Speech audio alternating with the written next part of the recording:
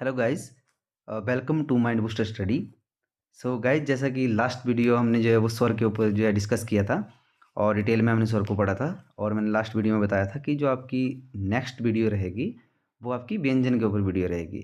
तो आज की जो वीडियो रहेगी उसमें हम व्यंजन को स्टडी करेंगे, डिटेल में स्टडी करेंगे कि व्यंजन कितने प्रकार के होते हैं, व्यंजन किसको कहा जाता है, हम कैसे व्यंजन को पहचानेंगे और व्यंजन का जो वर्गीकरण है वो किस तरह से किया गया है। साथ में जो व्यंजन है उनका जो उच्चारण स्थान है वो कौन कौन से उच्चारण स्थान रहते हैं। और साथ में मैंने आपको जो अभ्यास के लिए कुछ प्रश्न भी मैंने जो है इसमें ऐड किए हैं, क्वेश्चन जो है, तो वहाँ से भी हम जो है वो स्टडी करेंगे। तो देरी ना करते हुए चलो स्टार्ट करते हैं हम व्यंजन। तो गाइस, जैसा कि व्यंजन की परिभाषा तो आप सभी जो है अवेयर हैं, बट अब हम जो यहाँ से स्टडी करेंगे वो व्यंजन को हम एक नए तरीके से पढ़ेंगे।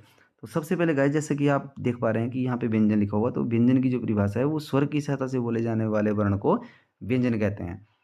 और इससे हमें ये पता लग रहा है गाइस कि जब भी हम व्यंजन का उच्चारण करेंगे तो हमें स्वर की सहायता लेनी पड़ रही है।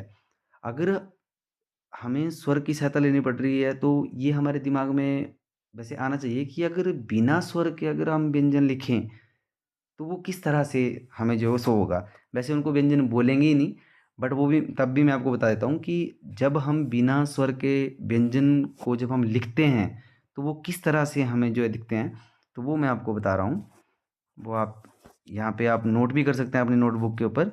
जैसे कि मैंने यहाँ पे पहले ही आपको लिखा है, लिख के रखा हुआ है कि जब भी हम व्यंजन को बिना स्वर के जब व्यंजन लिखा जाता है तो इस तरह से कुछ लिखा जाता है। जैसे मैंने यहाँ पे लिखा हुआ क ख ग ग न च छ ज ज न ट ठ ड ड न। इन सभी व्यंजनों में आपने एक बात कॉमन आपने जो नोट की होगी कि मैंने उनके पैरों में जो है हलंत लगाई हुई है। जैसे ये आपके हलंत लगी हुई हैं, लाइक ये जो आपकी हलंत लगी हुई है ये बिना स्वर के जब व्यंजन को हम लिखते हैं तो इस तरह से होता है, मतलब ये पूरा व्यंजन नहीं है। और जब इन व्यंजनों के साथ स्वर जुड़ता है, लाइक जैसे ये आपका क है, इसके साथ जब अ जुड़ेगा तब वो पूरा क बनता है इस तरह से। उसी तरह से जो है ये ख है, इसके साथ जब हम अ जोड़ते हैं तो ये ख बनता है। आई होप आप समझ गए होंगे इस चीज़ को जो है, और ये सभी व्यंजनों में इस तरह से रहता है, राइट। तो ये पहले हमें ये जानना बहुत ज़रूरी है कि व्यंजन जब पूर्ण रूप से जो व्यंजन बन जाता है तो उसमें जो है पैर में उसके हलंत नहीं होता है, और जब अधूरा जो व्यंजन रहता है तो उसमें जो है पैर में हलंत होता है उसके, राइट। और साथ में इसके साथ में ही मैंने आपको जो है एक चार्ट भी यहाँ पे जो है मैंने बनाया हुआ है ताकि आपको प्रॉपरली मैं ब्रीफली मैं आपको बता सकूँ कि व्यंजन जो है कितने प्रकार के होते हैं, किस तरह से जो है हम व्यंजन को काउंट करते हैं। तो सबसे पहले तो यहाँ पे वैसे स्वर के बारे में बताया गया, चलो एक थोड़ा रिवीजन भी हो जाएगा पुरानी क्लास का जो मतलब जैसे पिछली क्लास में हमने जो स्वर को पढ़ा था। तो इसमें जैसे गाइज यहाँ पे वर्णमाला लिखा हुआ है, तो ये आप देख सकते हैं। तो जैसे कि इसमें यहाँ पे वर्णमाला लिखा हुआ है, अब इसमें स्वर दिए गए हैं। पहले इसमें जो है ह्रस्व और दीर्घ स्वर की, मतलब ह्रस्व में मतलब लघु स्वर, हमने लास्ट वीडियो में पढ़ा था ना कि जिन स्वरों को बोलने में कम समय लगता है उन्हें लघु स्वर कहते हैं, जैसे अ ई उ री। और जो दीर्घ स्वर थे हमारे, ऐसे स्वर जिन्हें बोलने में थोड़ा ज़्यादा समय लगता है, जैसे आ, बड़ी ई, बड़ा ऊ, ए औ, ये सभी जो हैं वो स्वर कहलाते हैं। अभी अगर हम व्यंजन की बात करें तो व्यंजन में गाइस हम जो आज पढ़ेंगे उसमें मैं पहले आपको प्रकार बता देता हूँ कि जैसे जो स्पर्श व्यंजन होते हैं वो कौन से होते हैं, और जो अंतस्थ व्यंजन होते हैं वो कौन से होते हैं, ऊष्म व्यंजन कौन से होते हैं, आगत। ये वैसे एग्जाम के पॉइंट ऑफ, इसको हम वैसे वास्तविक रूप से व्यंजन में ऐड नहीं करते हैं, बट एग्जाम के पॉइंट ऑफ व्यू से अगर कभी आ जाता है तब आप उसको लिख सकते हैं। इसमें यहाँ पे व्यंजनों की कुल संख्या ना वैसे 41 करी हुई है इनको जोड़ के, बट यहाँ पे जो है व्यंजनों की संख्या 39 पहले थी, अभी एक व्यंजन ऐड हो गया। जैसे कि मैंने बताया था ना आपको कि इस तरह से कुछ आपका जो नया व्यंजन है वो, एक सेकेंड, नया व्यंजन आपका जो है वो इस तरह से कुछ उसकी जो है वो शेप है, राइट। तो वो आपका जो है वो ऐड हो गया है। अब उसका तो मैंने लास्ट वीडियो में बताया था कि अगर आपको ऑप्शन में जो है वहाँ पे 40 आता है और 39 भी आता है तो आप 40 को क्लिक करोगे। अगर 40 ऑप्शन में नहीं है तो आप 39 को ही क्लिक करोगे वहाँ पे जब व्यंजन की बात आएगी, राइट। तो ये मैं आपको पूरा बताऊंगा। सबसे पहले तो गाइज हम स्पर्श व्यंजन कौन कौन से हमारे स्पर्श व्यंजन होते हैं तो वो आपको बता देता हूँ। देखो स्पर्श व्यंजन में गाइज क वर्ग से म वर्ग तक जो आपके व्यंजन है वो स्पर्श व्यंजन होते हैं। और ये जो ड और ड है ये इनको हम द्विगुणी व्यंजन बोलते हैं गाइज। इनको हम द्विगुणी व्यंजन बोलते हैं। ये जो है वो नवनिर्मित व्यंजन है। हमारे जो हिंदी वर्णमाला है उसमें नवनिर्मित व्यंजन है, इसलिए मैंने यहाँ पे जो है वो 25+2 किया हुआ है, 27 बनाया हुआ मैंने इसका ना। और इसके साथ में गाइज सबसे पहले मैं आपको ये बता देता हूँ कि जैसे हमारा जो जैसे वर्णमाला होती है तो उसका एक वर्ग होता है। और उसमें जैसे मैं थोड़ा सा क्लियर कर देता हूँ आपको। जैसे यहाँ पे अगर हम बात करें तो यहाँ पे जैसे क है तो ये क वर्ग के सारे व्यंजन है। ये जो क है ये क वर्ग के मतलब वर्ग को हम इस तरफ लिख सकते हैं, राइट। एक सेकंड में पेंसिल को थोड़ा छोटा कर देता हूँ, पतला कर देता हूँ, सॉरी। और ये आपका जो है वो च वर्ग है, राइट। ये आपका ट वर्ग है, ये आपका त वर्ग है, ये आपका प वर्ग है। मतलब इसको हम वर्ग से नोट करते हैं। इसको पढ़ने का तरीका होता है, लाइक जैसे हम मैथमेटिक्स की बात करें तो उसमें जो जैसे अंडर रूट होता है उसको हम पढ़ते हैं। तो इस तरह से वर्णमाला में जो है ये पढ़ने का तरीका है। ये वर्ग होता है और ये वर्ण होते हैं। जैसे क वर्ग का मैं प्रथम वर्ण की बात करूंगा तो वो क है। और क वर्ग के मैं द्वितीय वर्ण की बात करूंगा तो वो ख है। मतलब ऊपर की तरफ हमारे जो है वो वर्ण आते हैं, राइट। जो इनको हम वर्ण पढ़ते हैं। तो तृतीय वर्ण क्या हो गया ग, चतुर्थ वर्ण क्या हो गया घ, और न जो पंचम वर्ण रहेगा आपका। तो इस तरह से गाइज हम जो है इस तरह से रीड करते हैं। जो हमारे जो जैसे वर्ण होते हैं ना, सॉरी व्यंजन होते हैं, उनको हम इस तरह से रीड करते हैं। तो आई होप वैसे आपको वीडियो पसंद आ रही होगी। क्योंकि गाइज मैं आपको वैसे ये वीडियो में थोड़ा लंबा हो सकता है, मैं आपको दूसरे तरीके से भी समझा सकता हूँ जिस तरह से कुछ वीडियोज़ रहती हैं। बट मैं उस तरह से नहीं समझाना चाहता हूँ, मैं इस तरह से आपको समझाना चाहता हूँ ताकि आगे जब आप कभी भी एग्ज़ाम में बैठें तब तक ही आपको याद ना रहे। ये पूरी जन्म आपको जो याद रहे, जितने मतलब टाइम तक आप जो है इसको स्टडी करेंगे उतने टाइम तक आपको याद रहेगा। इस तो ये एक मतलब यूनिक वे में मैं आपको जो है पढ़ाने की कोशिश कर रहा हूँ ताकि आपको आपका जो एग्ज़ाम है एग्ज़ाम में भी और आपकी पूरी ज़िंदगी आपकी जो है वो ये साथ चले। तो इस तरह से हमने जो है वो उसको कुछ स्टडी करना है। तो जैसे कि मैंने आपको अभी स्पर्श व्यंजन के बारे में बताया, तो जो स्पर्श व्यंजन होते हैं हमारे हिंदी में वो हमारे 25 जो है वो स्पर्श व्यंजन होते हैं। और अंतस्थ व्यंजन जो होते हैं वो हमारे 4 होते हैं। उसमें य, र, ल, ब। और इसमें गाइज अंतस्थ व्यंजन में जो आपका य होता है वो एक ऐसा व्यंजन है, उसको हम अर्ध स्वर भी कहते हैं। वैसे हिमाचल प्रदेश के किसी भी एग्ज़ाम में अभी तक वैसे ये पूछा नहीं गया क्वेश्चन, बट कुछ सेंटर के जो हमारे एग्ज़ाम होते हैं उनमें ये क्वेश्चन पूछा गया था कि जो य मतलब जो य है अर्ध स्वर को पहचानिए। तो वहाँ पे जो है ल, ह, जैसे क, प और य दिया गया था। तो जो य है ये इसको हम अर्ध स्वर भी कहते हैं। अर्ध स्वर इसको माना जाता है हिंदी वर्णमाला में ना। तो ये भी आप नोट कर लीजिएगा जो है। और साथ में आपका जो नेक्स्ट है वो है आपका ऊष्म ऊष्म व्यंजन। ऊष्म व्यंजन में आते हैं गाइस जो श से रिलेटेड है, श, श, श, ह। ये आपके ऊष्म व्यंजन है। आगत व्यंजन के बारे में मैंने आपको बता दिया। संयुक्त व्यंजन जो है आपके वो क्ष, त्र, ग, और ये आपके जो है वो संयुक्त व्यंजन है। तो स्वरों की जो संख्या है वो आपको पता है 11 है। और जो हमारे व्यंजनों की संख्या है वो पहले 39 थी, अब एक ऐड हो गया उसमें 40 हो गए हैं। तो वैसे अगर क्वेश्चन में मैंने आपको बता दिया होगा, अगर उस तरीके से आपके पास ऑप्शन रहती है एग्ज़ाम में तो आप उसको क्लिक करेंगे। अदरवाइज आप जो पुराना हमारा जो जैसे 39 है और 39 व्यंजन है और 11 आपके स्वर है उसी के बिहाफ पे जो है आप आंसर टिक करके आओगे वहाँ पे। तो इसके साथ में यहाँ तक आई होप आपको समझ आ गया होगा कि किस तरह से मैंने आपको समझाया हुआ है कि स्पर्श व्यंजन क्या है, हमारे अंतस्थ व्यंजन कौन कौन से हैं, ऊष्म व्यंजन कौन से हैं, आगत व्यंजन कौन से हैं, संयुक्त व्यंजन कौन से हैं। ये आप आपकी जो नोटबुक है उसमें आप जो है इसी तरह से एक चार्ट बना लीजिएगा। उसमें आप जो है इनको स्टडी कीजिएगा। एक दो बार रिवीजन करने से गाइज आपके माइंड में जो है ये पूरा जो है वो सेव हो जाएगा। वैसे मैं कोशिश करूंगा कि इस पूरी वीडियो में ही मैं आपको याद ही करवा दूं कि जो आपके अंतस्थ व्यंजन है वो कौन से हैं। मैं बार बार इनको जो है रिपीट करता जाऊंगा तो आपको ऑटोमेटिकली ये याद भी हो जाएंगे। और इसके साथ में ही जो है जो नेक्स्ट हमारा इसमें जो जैसे टॉपिक रहेगा अभी इस वीडियो में, तो वो व्यंजनों का वर्गीकरण है। तो व्यंजनों का वर्गीकरण अभी हम पढ़ते हैं। इसमें गाइस देखो व्यंजनों का जो वर्गीकरण है वो प्रायः दो प्रकार से किया जाता है वैसे। एक आपका घोषकत्व के आधार पर होता है और दूसरा जो है आपका वो आपका जो है मतलब उसको हम अल्पप्राण के आधार पर भी बोलते हैं और ये इसके जो टाइप हैं वो मैं आपको करवा देता हूँ। सबसे पहले हम व्यंजनों का जो वर्गीकरण है वो घोषितों के आधार पर जो है हम वर्गीकरण करते हैं। तो घोषितों के आधार पर जब हम व्यंजनों का वर्गीकरण करेंगे तो उसमें सबसे पहले प्राण जो है सॉरी ये प्राण तत्वों के आधार पर दूसरा है, मतलब घोषितों के आधार पर जब हम करेंगे तो सबसे पहले आएगा आपका अघोष व्यंजन। अघोष व्यंजन कौन सी व्यंजन है, मतलब अघोष व्यंजन क्या है, वो हम प्रॉपर्ली पहले रीड करते हैं।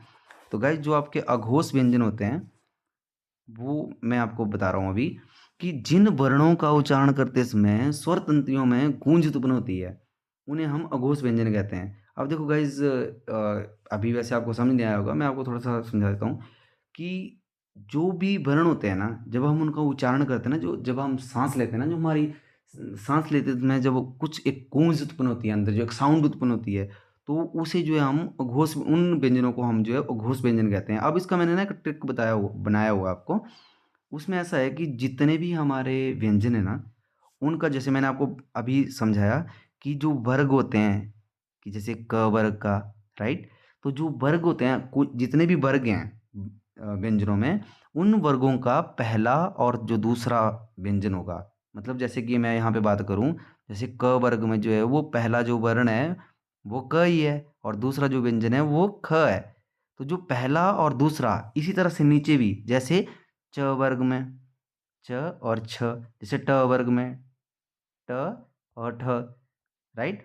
तो इसी तरह से पहला और जो दूसरा वर्ग होगा वो आपका जो है वो अघोष व्यंजन कहलाएंगे, मतलब वो अघोष व्यंजन में आएंगे। और इसमें एक अपवाद भी बोल सकते हैं हम इसको, बट ये बोल सकते हैं कि जो आपके उष्म संघर्षी जो व्यंजन होते हैं ना गाइज, वो तीन आपके उष्म संघर्षी व्यंजन है, ये जो श श श, इनको भी हम अघोष व्यंजन में ही काउंट करते हैं।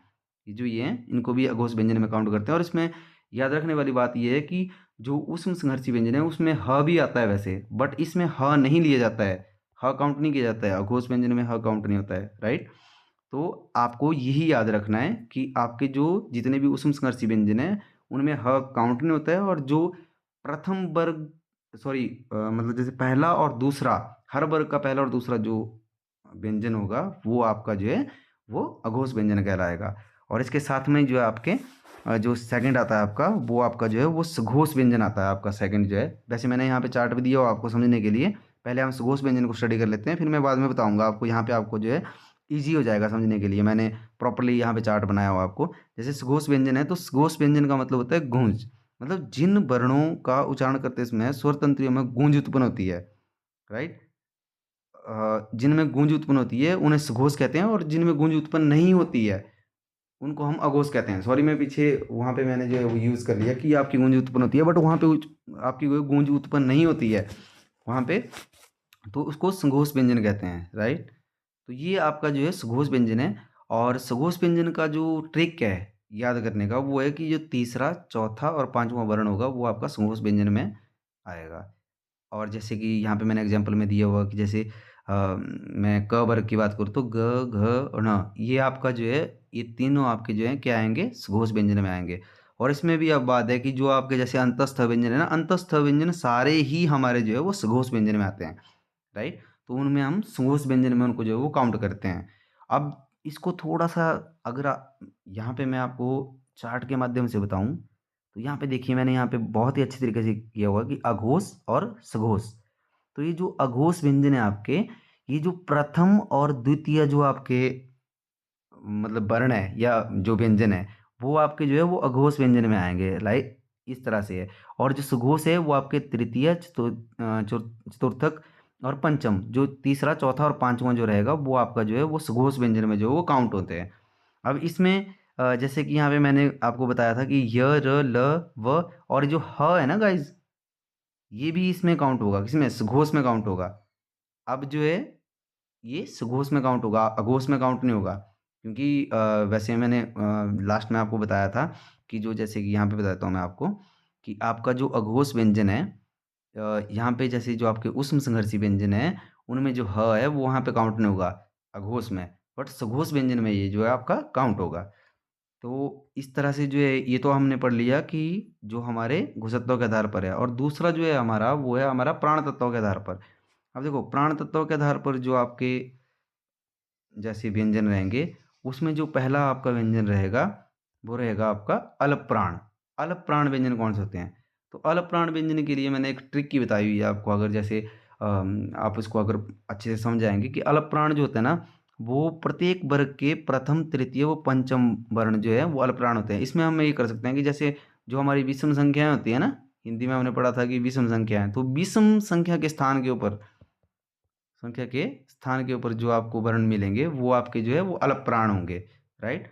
और इसमें जो है अब बाद में आता है कि य र ल व, मतलब सभी अंतस्थ व्यंजन, जो अंतस्थ व्यंजन है हमारे, वो सारे अंतस्थ व्यंजन जो है वो अल्प प्राण में आते हैं। किस में आते हैं? अल्प प्राण में। और दूसरा जो हमारा रहेगा वो रहेगा हमारा महाप्राण व्यंजन। अब गाइस देखो, मैं आपको बिल्कुल डिटेल में बता रहा हूँ। अगर आपने इस वीडियो को प्रॉपर्ली समझ लिया और आपने अपने नोटबुक में ये चीज़ें उतार ली, तो आपको जब भी आप एग्ज़ाम में जाएंगे कोई भी आपको परेशानी नहीं होगी। वहाँ पे आप हर एक क्वेश्चन को जो है वो ईजिली कर पाओगे, राइट। बट बेशक इसमें थोड़ा सा आपको ये है कि अभी जो आपने जब पढ़ना है तो उसको आपने अच्छे तरीके से पढ़ना है। ये जो ट्रिक मैं बता रहा हूँ आपको, ये आपको ध्यान में रखनी है। वहाँ पे आपको जो क्वेश्चन आएंगे वो इस तरह से आएंगे कि महाप्राण व्यंजन कौन सा है, तो वहाँ पे आपको ऑप्शन दी जाएगी क, ग, प या ख।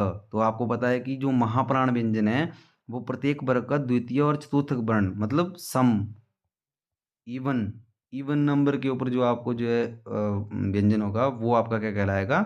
महाप्राण व्यंजन आपका जो है वो कहलाएगा।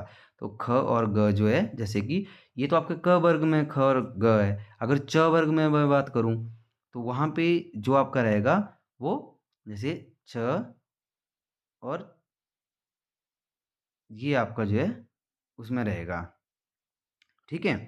तो आई होप ऐसे आपको जो है वो समझ आ रहा होगा। सॉरी, ये रहेगा आपका जो झंडा। तो ये आपको जो है आप आई होप आपको समझ आ रहा होगा। और इसमें भी आपका जो अभी एक अपवाद है, अपवाद भी बोल सकते हैं हम इसको, बट ये है कि जो संघर्षी जितने भी व्यंजन होते हैं ना हमारे, तो इसमें जो है वो सभी संघर्षी, इसमें ह भी इंक्लूड होता है। अगर महाप्राण की बात करें तो इसमें जितने भी संघर्षी व्यंजन है आपके वो महाप्राण व्यंजन में आते हैं आपके। जैसे स है, श, श, ह, ये सभी आपके जो है वो महाप्राण व्यंजन में आपके जो है सारे जो व्यंजन है वो इंक्लूड होते हैं। तो ये गाइस वर्गीकरण था व्यंजनों का, कि व्यंजन के जो वर्गीकरण है, जैसे कि हमने अभी पढ़ा कि एक आपका जो है वो घोष तत्वों के आधार पर हो गया और एक प्राण तत्वों के आधार पर हो गया। तो ये उसमें जो है किस तरह से हमारे जो, जैसे हमने पढ़ा कि घोष जो हमारे वो हैं उनमें जो है प्रथम और द्वितीय वर्ण हर एक वर्ग का। और सघोष में हमने पढ़ा कि तृतीय चतुर्थ पंचम, तीसरा चौथा पांचवा जो भी मतलब आपका वर्ण रहेंगे, व्यंजन रहेंगे, वो सारे जो है वो सघोष में जाएंगे। और अल्पप्राण में जैसे हमने पढ़ा कि हमारा जो ऑड है, जो मतलब विषम संख्या के नंबर के ऊपर आ रहा है, जैसे क प्रथम आता है तो क प्रथम ऑड है, मतलब क और ग, ये दोनों जो है आपके अल्पप्राण में आएंगे। और महाप्राण की बात करें तो उसमें जो है दूसरा और चौथा, मतलब द्वितीय और चतुर्थ वर्ण जो होगा आपका वो आपका जो है वो महाप्राण में आएगा। तो ये हमने प्रॉपर्ली स्टडी कर लिया कि किस तरह से जो है हमारे जो वर्गीकरण है व्यंजनों का वो इस तरह से किया गया है। और गाइज अगर आप प्रॉपर्ली इस वीडियो को देख लेंगे ना गाइज, तो जो आपका एग्ज़ाम होगा ना उस टाइम आपको कुछ भी अगर आपको इसमें से पूछा जाए, ईजिली आप जो है उसको क्लिक करेंगे। इवन मैं आपको याद करवा दूंगा अभी आगे जैसे जैसे मैं आपको पढ़ाऊँगा। और साथ में हम वीडियो में आगे बढ़ते हैं। तो आगे जो हम स्टडी करेंगे वो हम जो है व्यंजनों का उच्चारण स्थान जो है इनको हम जो है वो स्टडी करेंगे कि व्यंजनों का उच्चारण स्थान कैसे रहता है। वो मैंने यहाँ पे चार्ट बनाया हुआ है, चार्ट के माध्यम से मैं आपको अच्छे से पढ़ाऊँगा। और आज मैं स्वर का भी आपका जो रिवीजन हो जाएगा। लास्ट वीडियो में मैंने स्वर के बारे में वैसे आपको बता दिया था। तो यहाँ पे मैंने प्रॉपरली जो है ये चार्ट बनाया हुआ है, इसमें आई होप आप अच्छे से समझेंगे इसको। तो जैसे कि यहाँ पे मैंने सबसे पहले ऊपर स्थान की बात की है, फिर मैंने यहाँ पे जो है ये दिया हुआ कि ये स्वर है या व्यंजन है, और फिर यहाँ पे अंतस्थ और उसम का भी मैंने जो है वो दिया हुआ है। तो सबसे पहले गाइस कंठ की अगर हम बात करें तो स्वर में तो गाइस अ और आ जो है वो कंठ से जो है उनका उच्चारण किया जाता है, ये मैंने आपको लास्ट वीडियो में बताया था।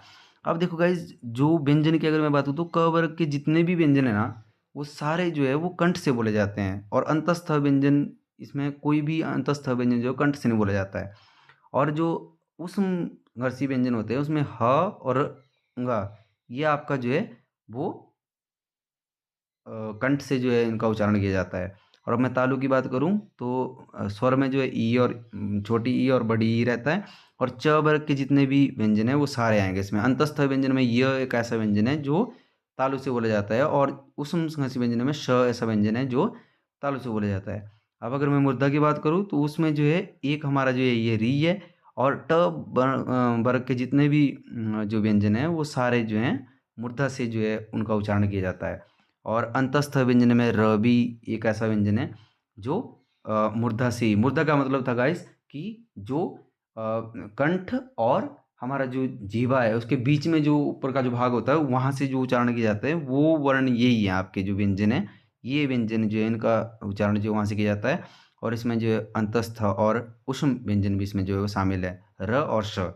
और दंत से अगर मैं बात करूँ तो आपके त वर्ग के जितने भी आपके जो व्यंजन हैं वो सारे त वर्ग के, देखो आपको गाइस जैसे उच्चारण की मैं अगर बात करूँ तो जब हम उच्चारण करते हैं ना गाइस किसी भी व्यंजन का, तो वो ऐसे ही हमें याद हो जाता है। क्योंकि अगर आपको वर्ग याद है ना, जैसे क आपने कहा तो क से कंठ, क तो पहले ही कंठ से मतलब जैसे कंठ जब हम बोलते हैं तो उसमें भी क जुड़ा हुआ है तो वो कंठ से होगा। और जैसे हम च वर्ग की बात करें तो वो तालु से, ट वर्ग की बात करें तो एकदम हमारी जीभ जो है वो ऊपर लगती है, ऊपर वाले हिस्से में लगती है। तो इस तरह से जब हम बोलना स्टार्ट करते हैं तो ईज़िली हम उनको पहचान लेते हैं। इसको याद करने की ज़रूरत नहीं है गाइस। जैसे आप मतलब इसको जो है वो प्रैक्टिकली अगर आप जो है उच्चारण करेंगे ना गाइस, तो आप अपने आप जान पाओगे कि ये जो कोई भी व्यंजन है इसका उच्चारण कहाँ से हो रहा है। और अगर हम ओष्ठ की बात करें तो जैसे प बोलते हैं तो गाइस देखो हमारे दोनों होंठ जो है वो मिलते हैं। फिर फ बोलते हैं, मतलब प वर्ग के जितने व्यंजन है वो सारे जो हैं वो ओष्ठ में आते हैं। और नासिका की बात करें तो ये आपके कुछ इसमें मतलब जो है स्वर भी हैं, और इसमें जो है कुछ व्यंजन ऐसे हैं जैसे इयाँ है, ण है, न है। ये न और म जो दिए गए हैं गाइस, ये इनमें जो है ये बिना स्वर के हैं। जैसे कि मैंने आपको बताया ना कि जो अगर हम जैसे न ऐसे लिखते हैं तो उसमें स्वर इंक्लूड नहीं है। तो जब हम न में अ प्लस करेंगे तब वो न बन जाएगा, राइट? और जब वो न बन जाएगा तो वो दंत से उसका जो है वो उच्चारण होगा।